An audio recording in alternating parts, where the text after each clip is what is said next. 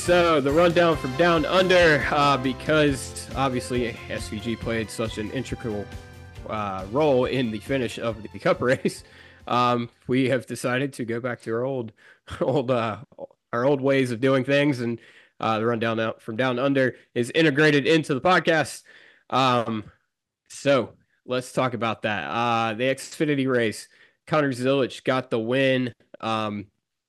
He is not SVG. There's a lot of people making comparisons to him and SVG because he won in his first start. I'm just going to put it out there. Ty Gibbs also won in his first Xfinity start. Ty Gibbs, great race car driver. He's 3 years in, hasn't won a Cup race. So, I know he's not the next. I don't think Connor Zilisch is the next coming of Jesus. He's another absolute. He's very talented, great prospect. I'm not on the hype train. It is recency. Maybe not bias isn't the right word, but just like it's right there in front of us. So we have to blow it out of proportion. I don't know. Yeah. That's just my opinion on Connor Zilisch. And also SVG had did not appear to have a very good race car on Saturday. No, it did not appear that way. From what I saw, it looked like it bogged down big time going up the hill. Yeah. Which is why he had 3 cars hitting him in the S's on that last restart. Yeah. No amount of racecraft can really overcome that. Yeah. It just is what it is. It really hurt me because if he could have just passed Connor, then I would have won like $150. So I guess I'm dumbass this week for that. So I guess it's my fault. No, I did make money this week, but of course I bet on the surefire thing, which was the Panthers losing. So, okay. Right. Well. American football. Sorry for those of y'all. Yeah. So, yeah, I don't know. It was very disappointing. Obviously, I said it on the rundown from down there last week that anything less than a win would be disappointing, and here we are. Can I confirm Buddy was disappointed? I was very disappointed. We were at South Boston for the Cars Tour race, and so that saved me a little bit of disappointment. I was pretty annoyed. If I'm being completely transparent with you all, I am kind of sick of Connor Zilisch already. I think he has been shoved down our throats like Taylor Swift at a Chiefs game. Even though I don't think that has happened, but that's the comparison I'm going to make because everyone also American football for the football. audience. That's what everybody seems to the narrative to be. So Connor Zilisch is my Taylor Swift. I'm kind of just sick of him. So we'll see what happens with him. I think, yeah. I don't know, just overall disappointing day in the Xfinity series. I hope they are able to bring a better car for Shane at the Roval. Because I would like to see another SVG win in person. It's all about me, guys. Let's be real.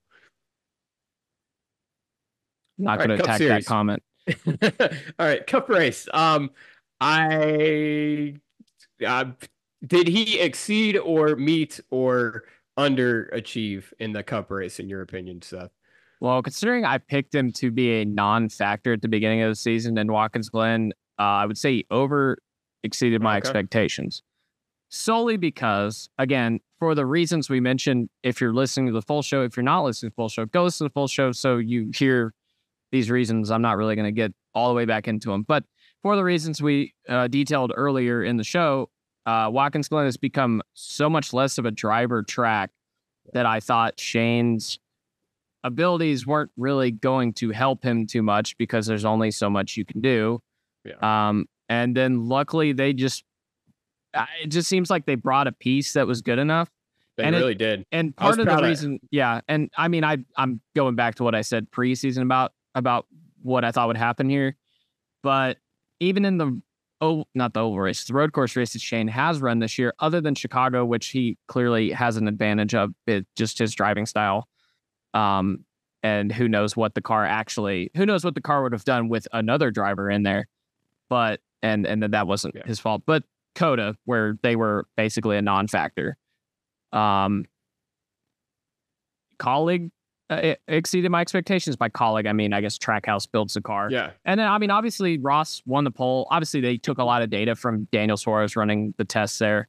And then Ross won the pole. And then they set up Shane's car to be really good. So I'll give Trackhouse and colleague credit that they looked good this week. They knew what they were doing. That was honestly the key for me. If Colin could bring a good piece, I thought he could at least. I thought he had things going in his favor with it being a playoff race.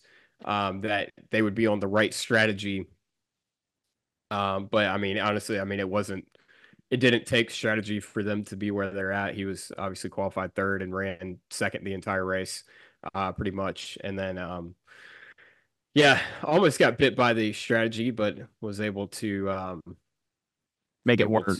You make it work, yeah. Which was, I mean, and a lot of the reason it worked is because SVG is who he is, and was able to make up the delta needed and stay in the game. Even though NASCAR tried to take it from him there, and then he's running down Chris Buescher. Do you think he was going to catch Chris there at the end? Obviously, they had how many laps were left? Like 10 at that point. Yeah, right, 9, I think. 9. He was like 4 seconds back. I don't know. I think he might have caught him in the sense of maybe being half a second back. I don't think he was going to have enough time to mitigate the aero disadvantage he was going to be at. Yeah. Yeah, I think he was going to run second there, to be honest.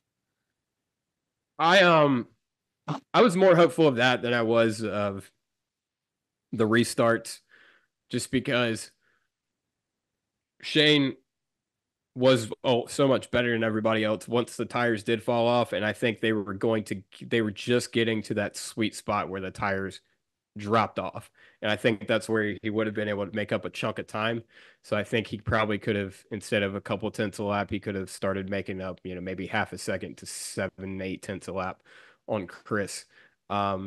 Certainly, but also we don't really know. Like Chris probably wasn't pushing full bore at the end there. It kind of just knowing the nature of the way the cars are, you probably don't push too hard there, like hard enough, but not so hard that you burn your shit up. And I don't know. Yeah. And then they throw really a caution that I didn't think needed to be thrown for Harrison Burton. I can go back and forth on that. He was putting a lot of shit down. Yeah, it was then that shit's called rubber, and they had kind of been putting that down all day. Yes, but a hot ass piece of rubber in the middle of the racing line that just came off the car, it gets on the tires, could end someone's day. I guess. I don't know. It's funny. Yeah, you're right though. You go back and forth on it. And then we had several restarts. Shane made a very questionable call, in my opinion, not taking the front row on one of those restarts. Clearly, because it didn't work. No, it did not work. He lost second to Carson Hocevar. But luckily, because it's NASCAR, he got several more restarts to try to make that up. And then the final restart of the race sends her down into turn one. And little, just bump and run. Just as NASCAR as it can be. It's eat or be eaten. As classic NASCAR as it can be. Absolutely. Yeah, it's eat or be eaten. And he's learned this game very well since he's come over. And I think that was a lot of the question that we've harped on a lot is, will he play the game? And all year long, he's proved to us that he will. And takes the lead and is running away with it. Before restart to before the bus stop on the last lap. What were your thoughts, Seth? I thought he won the race. Yeah. Like, I don't think I entertained the idea of him missing a corner. I didn't either. It didn't occur to me that it could happen. No. And then he pulled a Kyle Larson. What do you mean? Fucked it up. Oh, okay. Yeah. Yeah. Obviously, it goes down on the bus stop. Chris had made up a little time on him. Shout out to Chris though. Like the fact that he hung with him that well is Yeah, pretty impressive. And obviously, so if you're new around here, Chris Buescher is a good road course racer in his own very good right. road racer. Not quite Shane Van Gisbergen, not quite Kyle Larson or Chase Elliott, but a good road course racer in his own right. And he's been close at several of these before. I think the stat is now 13 out of the last 15 road races he's finished in the top 10. Yeah. So which there is you go. very impressive. Yeah. Especially with how chaotic they can get. Chris is a very underrated driver. It's a shame he's not in the playoffs because he's honestly a guy that I think is a championship level driver in the right situation. But yeah, I was with you. I did not entertain the thought of SVG missing a corner. But I mean, this shit's tough. He got intimidated. I don't think that happened. I don't. He said he was in his mirror and overdrove the corner pretty much. He said he got in there a little too hot, got it loose, and hit the wall. It was, yeah, okay. I didn't hear him say that. It was a game of chicken. It was honestly a game of chicken, it seemed like, because Chris also said he went down in that corner way faster than he had all day long. Yeah, I mean, the fact that he went in that much harder and completely nailed it is pretty impressive. Yeah. Yeah, obviously Shane, I mean, just gets offline and I haven't been able to bring myself to watching the replay. So I definitely saw it. He hit the wall. He grazed the wall.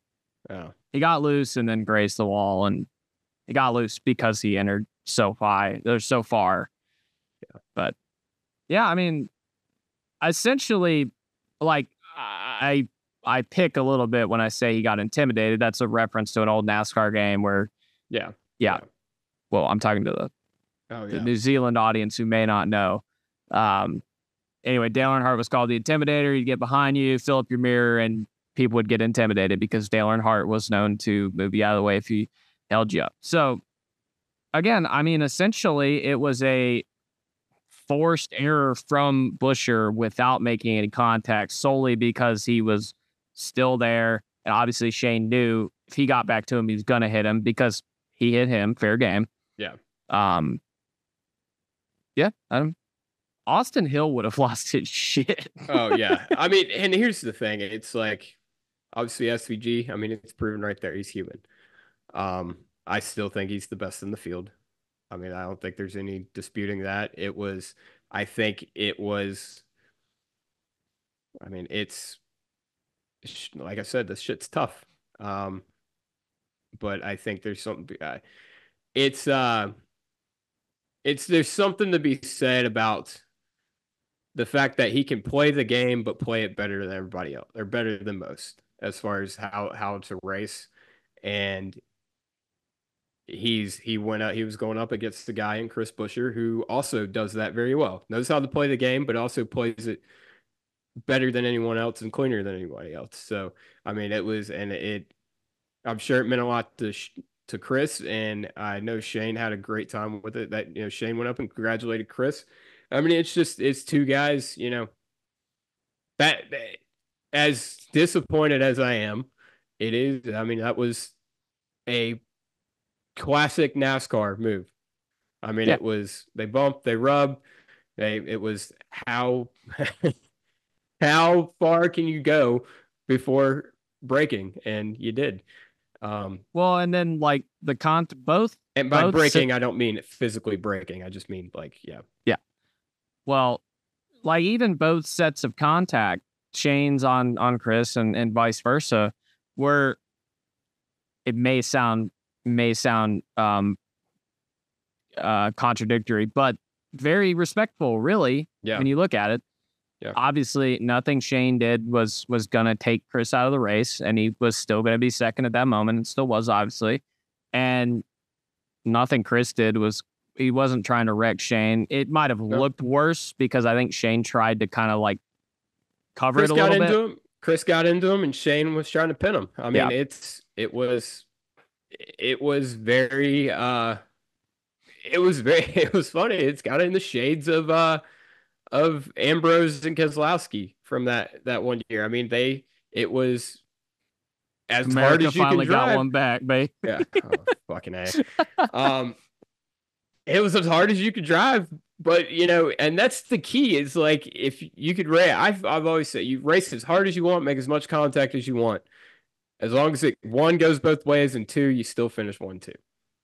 I think it's fair game at that point. Yep.